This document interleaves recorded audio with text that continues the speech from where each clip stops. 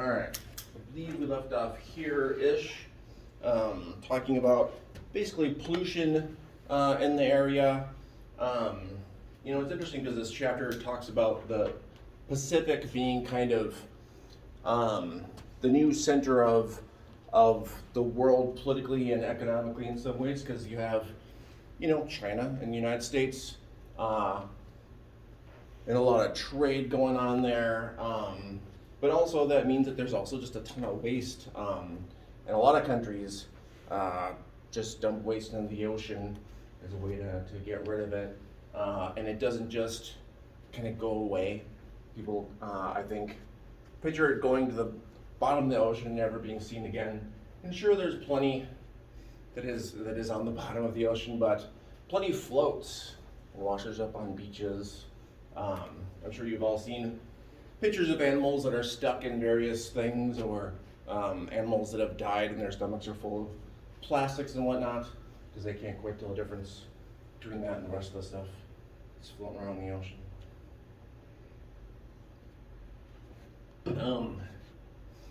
I did go through a little bit of this material last time, but just a reminder, when we're talking about how people came through this region, there was originally a land bridge, especially during the last ice age, when ocean levels were much lower.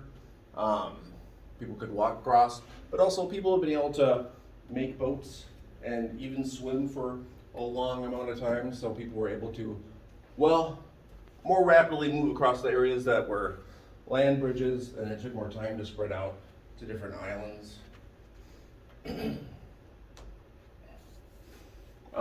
I think I did cover this stuff last time.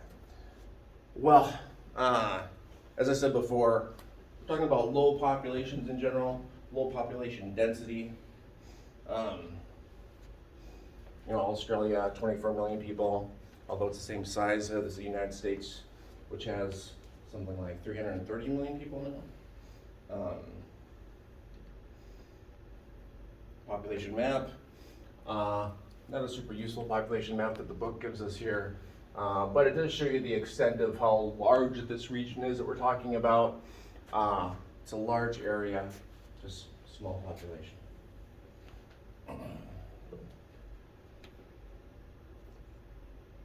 Let's see. Actually, I think maps explain a lot of this story much more. There's quite a bit of language diversity in this area.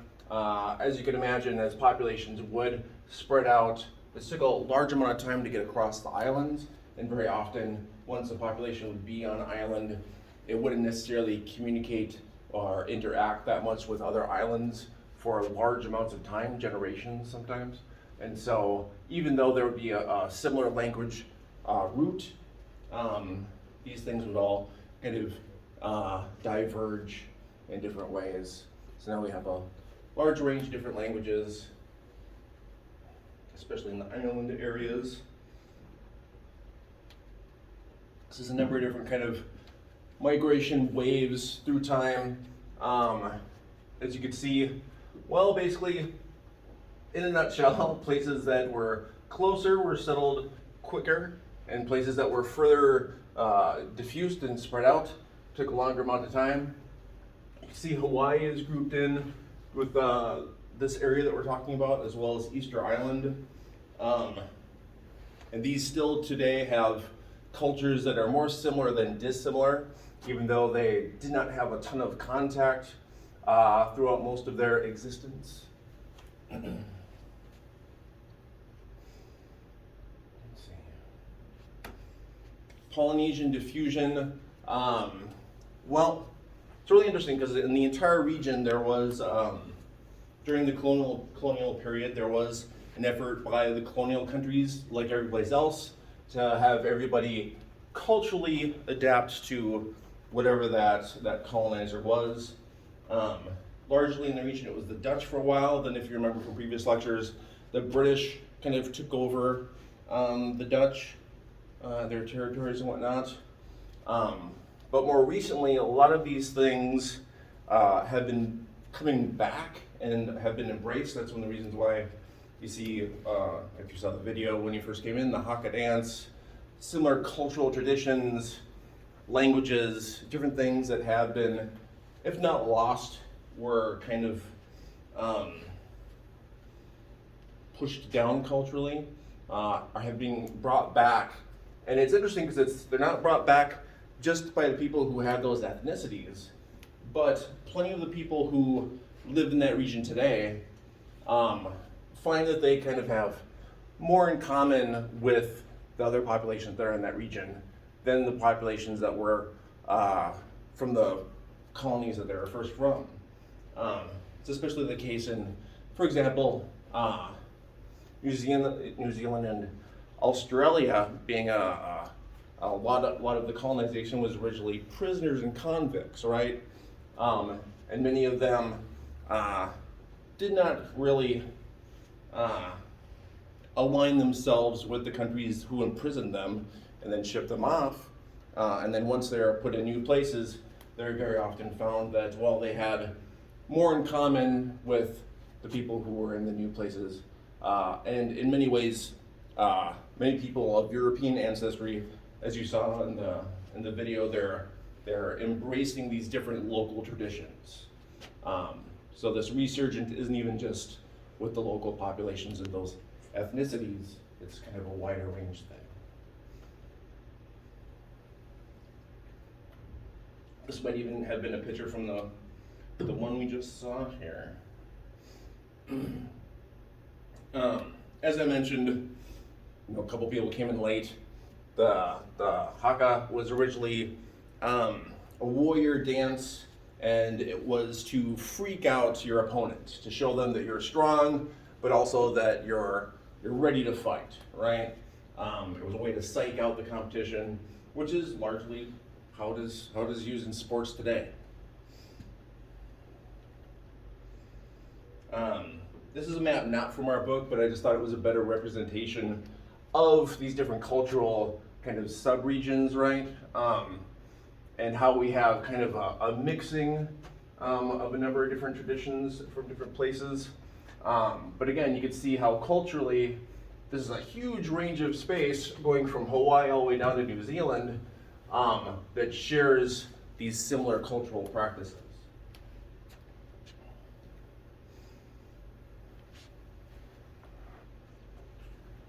Colonization of the Pacific, a similar story to what we've seen before, especially when we were looking at Southeast Asia and East Asia. The Dutch, similar to Southeast Asia, were among the first to come in. The British, the Spanish, the French were all kind of later and somewhat more, shall we say, forceful in their colonization efforts. Second wave colonization, as you can see, the U.S. is mentioned in there. This is especially after the Second World War, because obviously Hawaii, right, as well as a number of other territories. Places that, if you remember from the maps of when we're looking in East Asia and the territories that Japan controlled, well, those places were taken over by the kind of winners of the Second World War.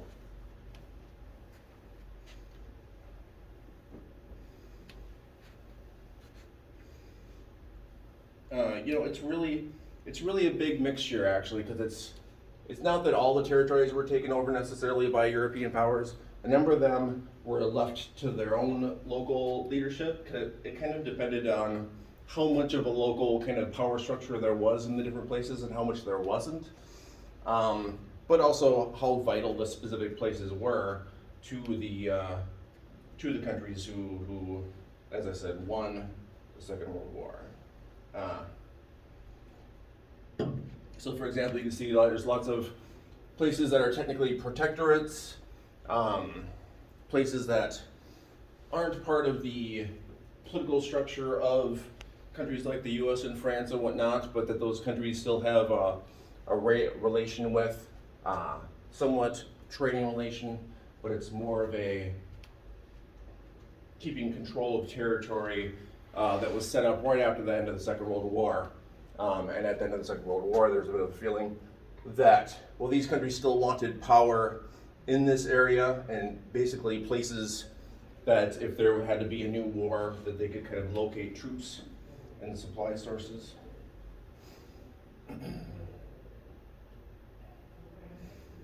As I said, there's an embracing of the local older indigenous cultures that is happening in the region.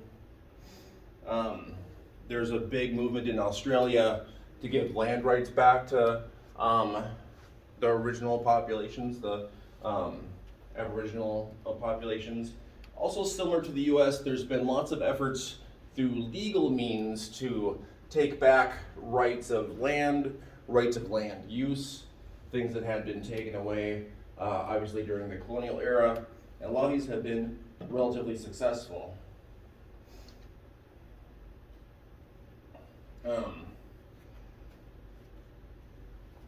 Let's see, what else could I? Well, when I say places and uses of land have been taken back, fisheries, and again, that's a similar thing that's happened here in the US where specific fishing rights for different areas have been taken back by indigenous populations.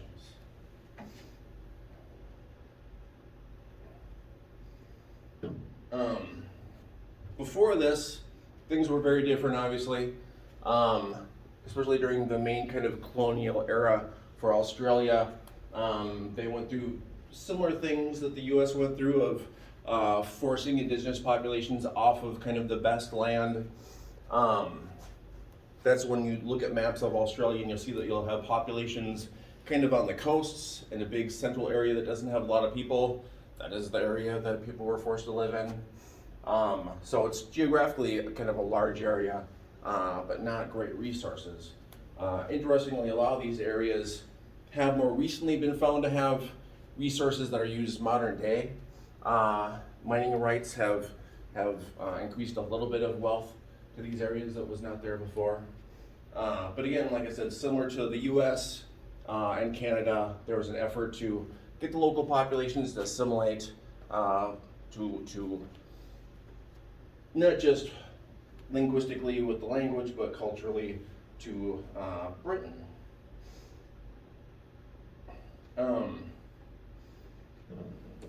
When it comes to migration in the region, there's a fair amount of migration. A lot of the migration is for work, and a lot of the migration, we're talking about populations in the region who migrate out.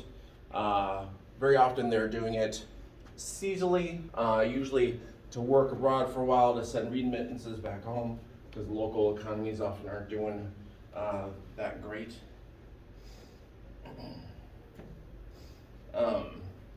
The migration into Australia, to be specific, has really changed through time. Australia being right next to Asia, it would seem logical that a lot of Asians would migrate there. But of course, there were laws in place beforehand that would make it so that people who weren't from Britain and then from a different series of laws who weren't from Europe could not migrate in. Let's see, I already talked about the convicts being part of this process.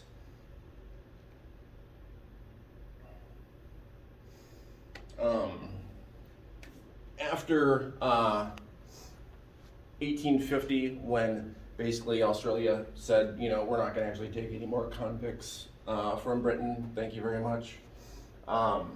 There was a bit of a labor shortage, and there was still a need for people to come into work. So there were some laws that were changed, and there was a bit of a migration of people from China under indentured labor laws.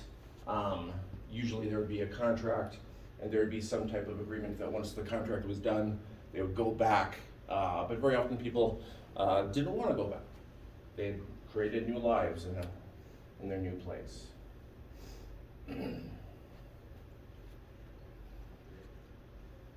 So in Australia, as you can see, it was actually termed White Australia Policy, where they outlawed migrants from other areas. This came about, as you can see, after there was a wave of Chinese who had come in and decided to stay. There were laws basically to try to stop this from happening. It wasn't until 60s, 70s, and even 80s when these laws were finally taken down.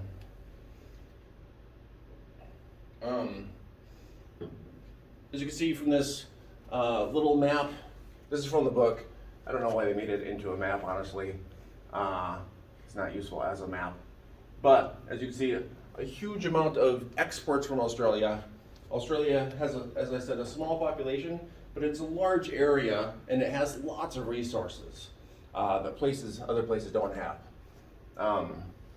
China has been in a bit of a contentious relationship with Australia very recently, which is a bit of a surprise because a huge amount of Australia's economy depends on China. And the U.S. has actually been part of this. There's been an increasing amount of trade disputes. And, well, a feeling among Australia that China's kind of being a local bully in trade relationships. But of course, there's kind of like mixed up things about the pandemic that are also part of that contentious relationship. This is a map from a different book, just showing some of the other areas locally and their trading partners. As you can see, trade with China is a fair amount of their economies as well. A little bit of this chapter talks about trade and how trade has changed through time, especially through container. Do we got a picture of a container ship? Oh, it's not till later. All right, sorry. So if we see trading relationships as they were 1750 to 1800, you can see that the Atlantic was really kind of the central place where there's a ton of trade. Not so much the Pacific. Trade in the Pacific was kind of, well, not zero, but pretty close, right? So that's why the book talks about how that trading relationship has changed. The top map is more of a modern day map. As you can see, this area that was empty is just completely full. But also, trade in this area, right? This is one of the reasons why you actually have a bit more economic activity in Papua New Guinea than you would otherwise have because of trade networks. And it's a good place for places to stop off and refuel, change some goods.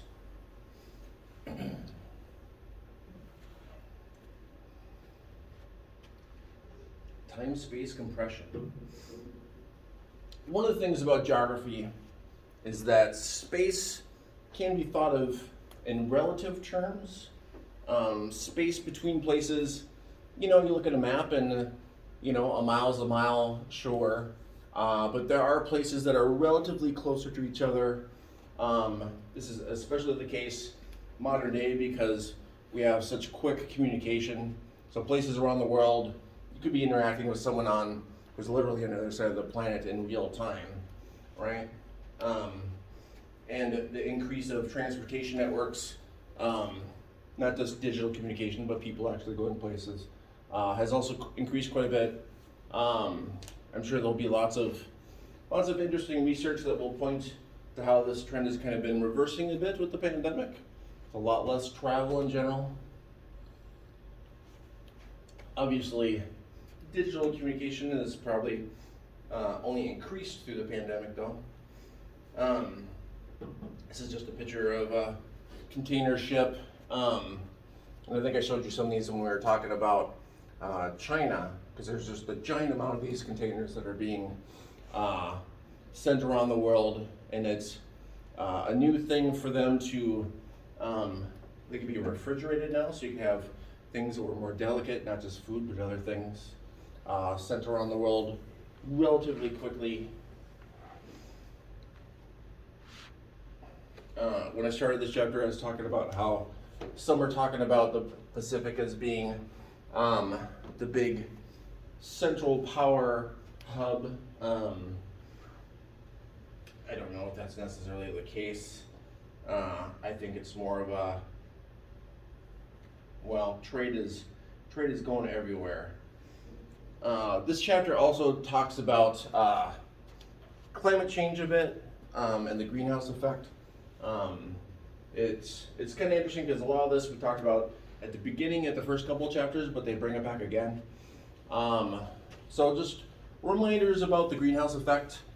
Well, if we had no atmosphere, life here would be like life is on the moon, basically, right? Because on the moon, during the day, it gets over 200 degrees because there's no atmosphere, nothing to block the sun, right?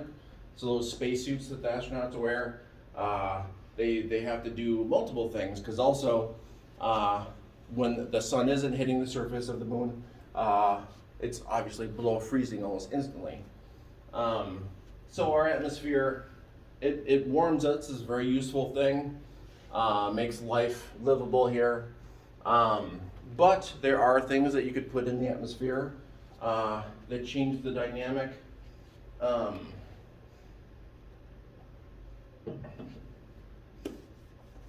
So in a nutshell, the sun emits shortwave energy. Shortwave energy goes through the atmosphere relatively easily, hits the Earth. When it bounces off the Earth, it becomes long wave. And it's the same thing that happens to your car when it's sitting out on a hot day. And you go in it and it's like, why is the car super hot?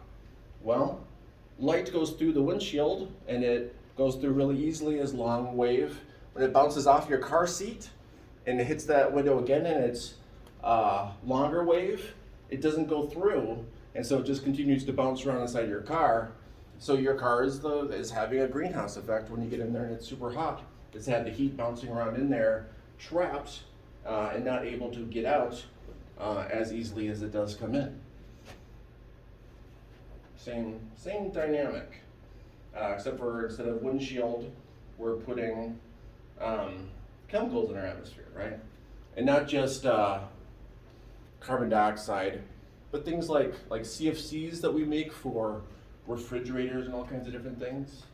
And a lot of these things have actually been outlawed by more developed countries, but less developed countries,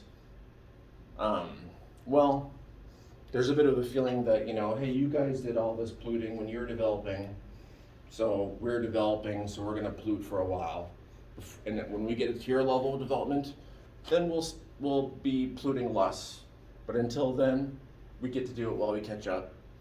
Tough to argue that a place can't develop in the same way that other places did, but it's a worldwide problem, right?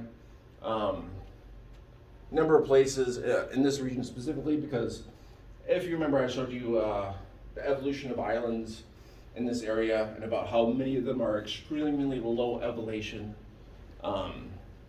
Well, a little bit of sea rise, and you have them flooded out.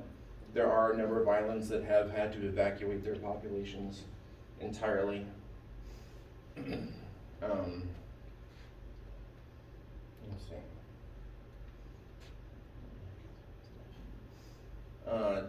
Just another depiction. I think this one is from the book. As I said, shortwave radiation comes on in, goes through the atmosphere easy, just like it goes through your windshield. When it bounces off, it's longer wave, and it's getting basically blocked by CO2, CFCs, various other things that we're doing. I've been watching a lot of these warming trends and predictions for many years now, and it's interesting because usually each year the amount of carbon that we have in the atmosphere usually exceeds the predictions, and that's been going on for quite a while. And there's lots of different scenarios. A lot of the best case scenarios take into their consideration of their models that places would stop emitting pollutants. And even if very place stopped emitting pollutants, just like right now instantly, it would actually take many years for that stuff to work its way back out of our atmosphere. People talk about kind of geoengineering projects. If you had places that, for example, you have machinery that specifically takes carbon out of the atmosphere, that would be a kind of a quicker process. But no place is really stepping up to create that type of machinery. And it would still take a long time because it's diffuse, right, throughout their atmosphere. So it's tough to grab all the specific global warming elements that we've put in and bring them back out. I don't know, if you read international news much, you might have seen that there's been a lot of Australian farmers who have, they've had a bad number of years. Australia it's already a pretty dry place, and there are a lot of places that are agricultural, that are steppe climates, that are the drier, aren't desert, but they're steppe, they're kind of near desert climate, and those are places where you could get a drought that can last for many years. That kind of thing is happening in Australia. The thing that's been in the news headlines is a lot of Australian farmers have committed suicide because they've just gone bankrupt and don't see a future. Another big story that is out of Australia a lot is about the Great Barrier Reef. A lot of these stories say the Great Barrier Reef is totally dead. It's not totally dead. Some of these stories will say that it will never come back. Large parts of it have been damaged. There's been a change of acidity in the ocean in the region. There's been a change of temperature. There's been a bit of a change of wind systems and patterns.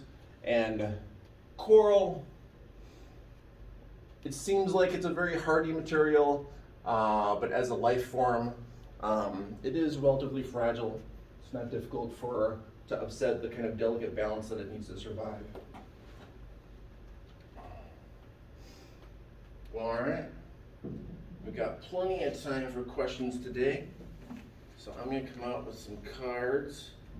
Let me pick questions.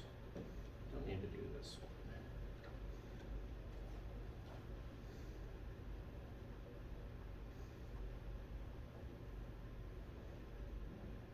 Yeah, that seems fine. All right, I'm going to come out and give y'all cards and form you into some groups.